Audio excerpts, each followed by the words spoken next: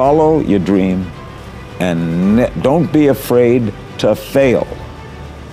You will fail sometimes. John had a lot of success. There had to be some failures. Oh, God, yeah. And you learn success by failure. So you overcome failure. Derek Jeter, the great baseball player, said, to be a good baseball player, you have to understand failure. I'll give the best example. I'll use a baseball analogy. If you're a baseball player, and if every 10 times you come to bat, you get 2 hits out of 10, you're in the minor leagues. If you get 3 hits out of 10, you're in the Hall of Fame. Never give up. Every block down is a block up. Every misfortune is a fortune. Get off the porch. Don't give up. If you've got a goal in mind and someone can tell you not to take that goal and you believe it, you don't have a goal. Stay on course. I could go into a locker room, is the truth, and not know the sport and not know if the person I'm interviewing, I say the coach or manager, had won or lost, and still get through 4 or 5 questions without knowing that. Like, what surprised you tonight? Can you use tonight the next time you play? Did you have a plan for this evening? Did they do something you didn't expect? What's the long-range effect of tonight? I don't know the sport. I don't know if they won or lost. But all questions are curious. And to me, too many interviewers are not curious. They're curious. They're only interested in themselves and not interested in the subject or what the subject has to say. And another thing they don't do is listen. And the key to interviewing is listening. If I've never asked a question thinking about the next question. Never had a question prepared. I've got a blue card that has bullet points about the subject and what's been happening, but I've never had a question written out, ever. Because if I start listing questions, then I'm going to look at what's the next one. I'm not listening to the answer. This happened to me once. I was touring for a book, one of my books, and I was on a show called Good Morning Dallas. It had a man and a woman host. Now you can picture what they look like. I don't even have to tell you. You know what they look like. You're right. Okay. Now the woman is interviewing me. She's got the blonde hair, the frizzles, all that. And she's got 6 or 7 questions written out. I can see them written. I'm sitting, she's sitting. And every time she throws to me to ask the question, I'm answering. I could see that she's like looking at the monitor, checking her eyelashes, looking down, and she's not listening. I know she's not listening. And the crew knows she's not listening because they've been watching her for years. So her third question is, tell me, Mr. King, trying to look intellectual, what makes a good talk show host? So I start to answer and I see she's off. She ain't looking at all. So I said, well, I can't speak for others. But in my case, what helps a lot was being employed by the CIA. Because what the CIA does is, they give me clues every night that I send out signals to spies around the world, and they in turn get great guests for me. And her next question was, what's the effect on married life? So it rings bad in my ear when I hear, because I think it's an art form, and I don't take much credit for it, because I had it when I was a kid. I was born with the gift of curiosity. I'm not a big believer in God or anything. I don't know where it came from. If there is a God, I thank him or her. But wherever it came from, to have that, it's a gift. I remember when I was a kid at ball games, the end of a game, most kids wanted autographs. I never would care about an autograph. I would run down the street with a Pee Wee Reese. Later I got to know. Now I'm 10, 11 years old. I'm running down the street. Pee Wee in the 3rd inning. Why did they bunt? Why did you bunt? Why'd you do this? Why? It was always why. Why? And why still fascinates me to this day. Why do people do what they do? What makes them tick? Stay with what you want to do. if you like doing wreckage, do wreckage.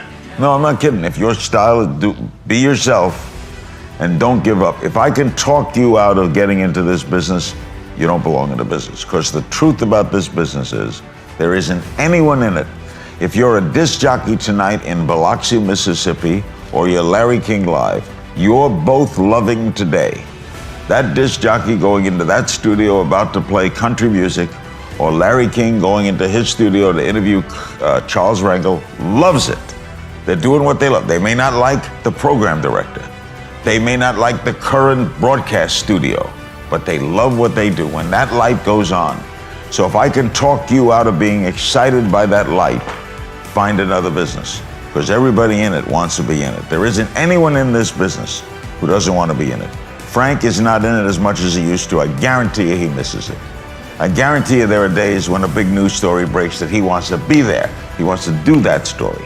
If you don't have that, don't try, because the competition is fierce. It's a very popular way to make a living, because it beats work. It does, it beats work. I mean, they pay you for something that you enjoy. They pay me to go to, I never went to college. That's how this scholarship started, but I go to college every night. I get paid to go to college.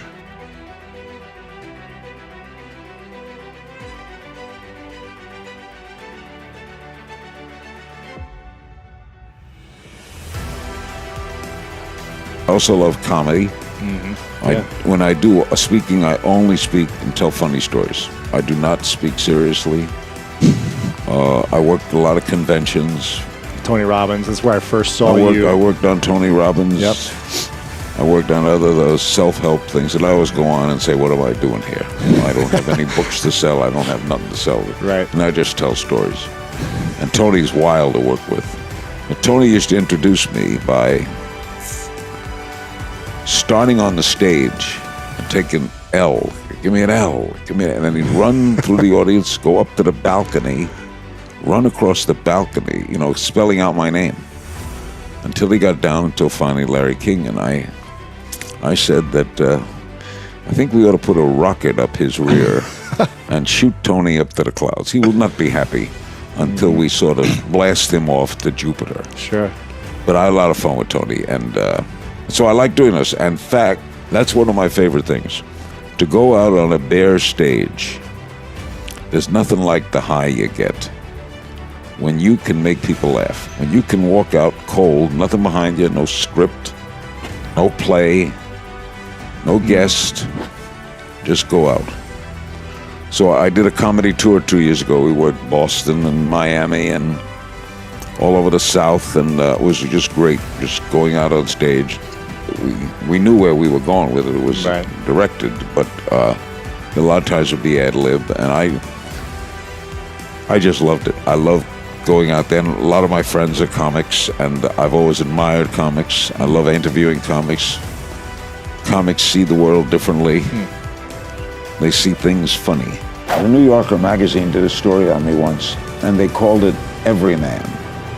So I never assumed that I was better than the audience or smarter than the audience. I didn't go to college. I never pretended to be an intellectual. I left my ego at the door. I learned a long time ago, you can't make someone like you. Be yourself. The only secret in our business is there's no secret. There's no secret. There is no secret. Be yourself.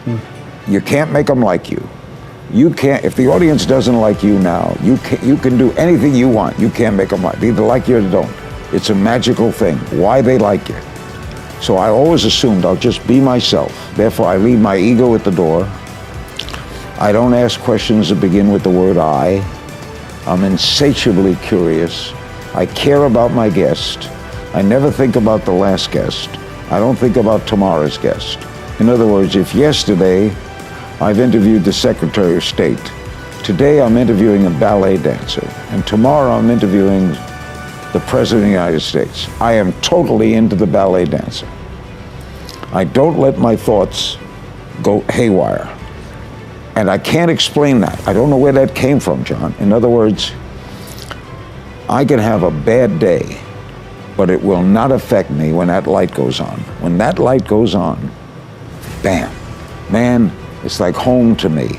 So I'm home and I'm honest and I care about what I do. And I think that in retrospect, that transfixed. When it started, I didn't know. I just knew I wanted to be a broadcaster. What's your favorite joke that you love to tell? Or I've got thousands. if you could only tell one joke, what's the one you would want to tell? It's some of the most recent ones I've heard. Well, I'll give you two. Yes. There's a train that goes every night from New York to Chicago. It's an all Pullman train, all sleeper. Leaves New York at 1 in the morning and gets to Chicago at 10 in the morning. Guy checks into his compartment, and suddenly the door opens and a woman checks in. Now, normally, Amtrak would not sell single woman, single man to spend a night together, but it was the last seat on the train. The woman insisted she had to be in Chicago. So they said, okay. She got into the lower berth, the man got into the upper berth, and the train began its trek. After a little while, the man leaned over and said, I'm a little chilled. Could I borrow a blanket? The woman looked up and said, you know, we're never going to see each other again. We're on this train for one night, going to Chicago. We got 9 hours together. Why don't we just snuggle up a little, huh? Why don't we play man and wife? You and me, man and wife. The guy says, sure. She says, good. Get your own goddamn blanket. That's a good And one. the other one was, those are funny. Yes. In Oregon, this company that chops down trees is hiring people to chop down trees. The foreman is interviewing people, and a one-armed midget shows up. A midget with one arm, applying for a job as a tree cutter. And the foreman says, you gotta be kidding me. He says, no, I can chop down trees. He says, okay, here's an axe. Go out there, and there's a bunch of trees chopping down. The midget goes out, carrying the axe along the ground, picks it up, and whack, whack, whack, whack, whack, knocks down 20 trees in a minute. Whack! He comes back, the foreman says, you are the greatest tree cutter I have ever seen. You're hired, you're unbelievable, you're a one-armed midget, but where did you work last? He says, I worked the Sahara Forest. He says, you mean the desert? He says, well, now.